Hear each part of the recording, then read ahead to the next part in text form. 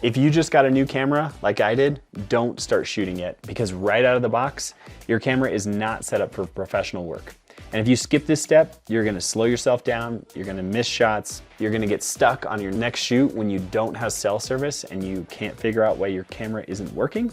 Not like I've ever done that before.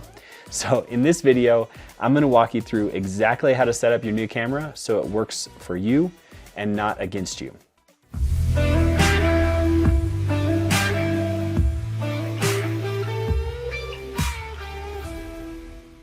My name is Mark Bergering. I've been a professional photographer for over 15 years, and my goal with this channel is to help you learn and elevate your skills as a photographer. Subscribe if you haven't already, and if you have any questions, leave a comment down below. We try to get back to you on all of those. All right, so first up, image quality.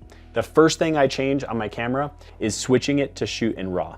I choose lossless compression if your camera has it. It saves a little bit on storage space, but the main thing that RAW gives you is full dynamic range, better highlight recovery, and way more flexibility in editing. If your camera has dual card slots, set it to record both cards so you get professional level redundancy, which is not an option if you're on a professional shoot where you're being paid, in my opinion. Also, if you disagree with any of my suggestions, leave a comment down below. I love learning what works for other people and why. In addition to shooting RAW, a lot of people also like shooting JPEGs alongside those so that they have an already baked in, ready to go image in case they want to deliver images really quickly, or they just want to be able to share images quickly. So that's an option, but I always recommend shooting RAW files so you have the most latitude when it comes to editing. Number two, video settings. Even if you're mostly a photographer, set this up anyway. You're gonna wanna go and make sure you're shooting in 4K if your camera has that capability. I recommend 422 10-bit to get the most out of that video codec. And it gives you more flexibility if you ever want to shoot a short video clip and utilize that for anything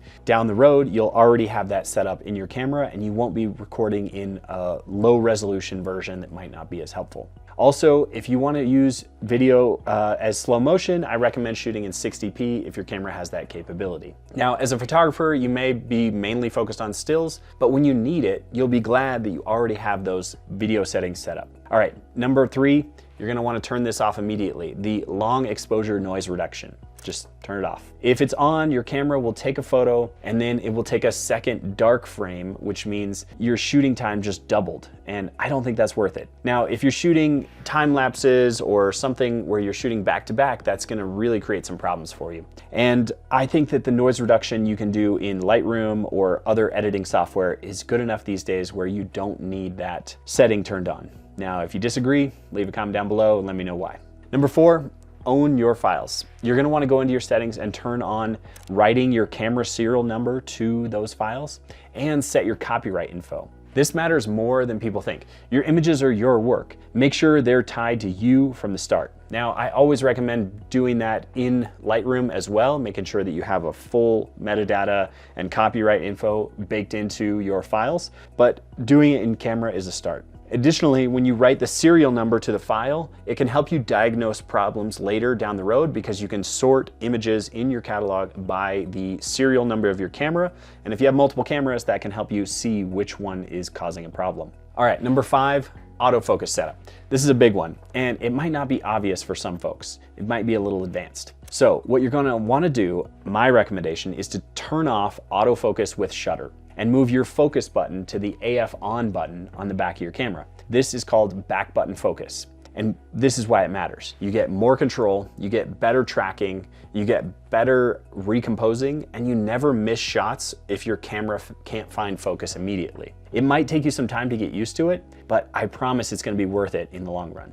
Also, you're gonna want to set your camera to AFC or continuous, whichever version of that your camera brand is, because that is gonna be the most advanced in terms of tracking and getting sharp images. Modern autofocus is incredibly good, and that's great, but I think you as the photographer are smarter. So let the camera work for you, decide when you want focus with back button focus, and use that tracking capability only when you want it. Number six, custom buttons.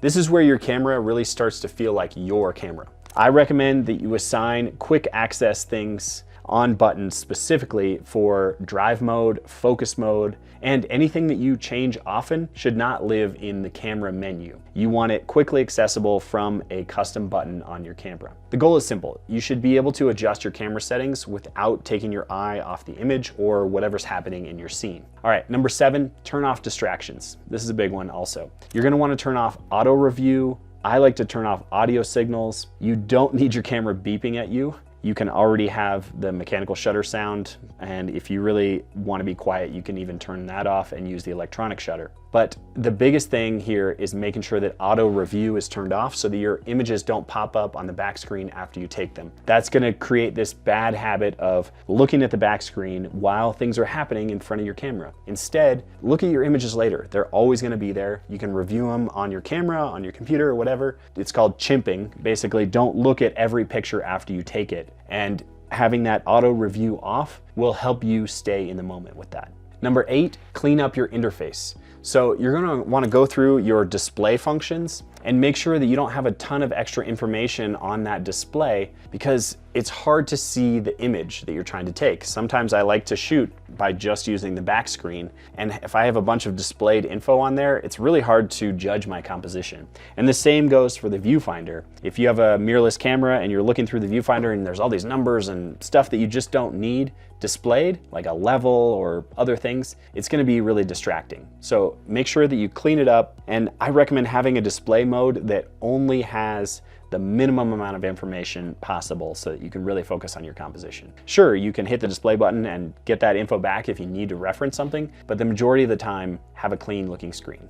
All right, number 9, ISO limits. You're gonna wanna set your ISO range. This depends on your camera, how new it is, and where you think that comfortable max ISO setting, but you can look it up online and see what people say for each camera model is like a max reasonable ISO. But I recommend setting that so that you can get clean images all the time and you don't accidentally jump into a really unusable shoot at ISO 100,000 when your camera is 10 years old and the images are just going to be completely full of digital noise. So set those parameters to what you think is a reasonable level for your camera.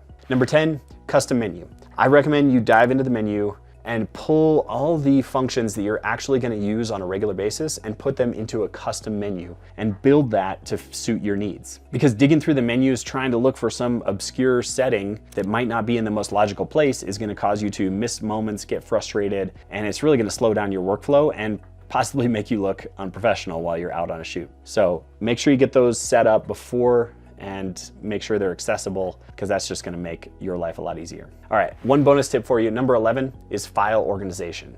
I recommend setting up your file naming and organization in your camera if possible. Now there's a few different options here, but I recommend that you set your images to be organized sequentially and so that your file name is specific to this camera. So you can have, if you have two of the same camera models, they can differentiate when you have those files and you try to copy them to your computer, you won't be competing in terms of file names. I also like to shoot sometimes where it organizes all the files from one day into a folder. Now you might have a different preference, but dive into that menu and see what might work best for you and your workflow. It's gonna help you future-proof storage and not have conflict later. And that's how I have a catalog of nearly 300,000 images that are organized and sorted where I can easily find them. And if you do this up front, you'll be grateful that you did it and not trying to look and work backwards. All right, so that's it. This whole process takes maybe 10 to 20 minutes depending on your camera and your menu system, but it completely changes how you use your camera